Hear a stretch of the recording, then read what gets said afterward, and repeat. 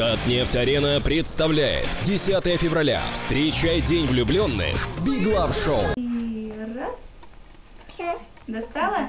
Жизнь в семье Султановых перевернулась с ног на голову год назад. Тогда у маленькой Юлианы родители начали замечать физические отклонения. Больницы, врачи, витамины, ЛФК и массаж. Она слабенькая, вяленькая, она не ползает.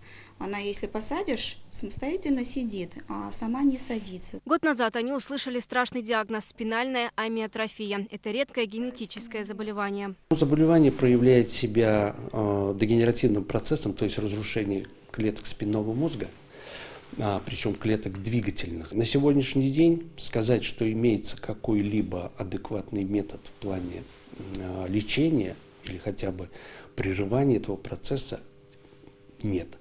Имеются единичные изыскания в клиниках зарубежных. И такую клинику Султановы нашли в Израиле. Там им могут назначить препарат Спинраза. Он дает шанс на улучшение в двигательной активности, говорит мама девочки. Но в России лекарство не зарегистрировано. Оно очень дорогостоящее, 49 миллионов в год. Вот это 6 инъекций. Несмотря ни на что, Султановы намерены собрать эти 49 миллионов. Конечно, они рассчитывают на помощь татарстанцев. Реквизиты на экране. Заболевание у маленькой Юлианы прогрессирует, поэтому времени остается мало. Вероника Гайнудинова, Ренат Сафин, ТНВ, Казань.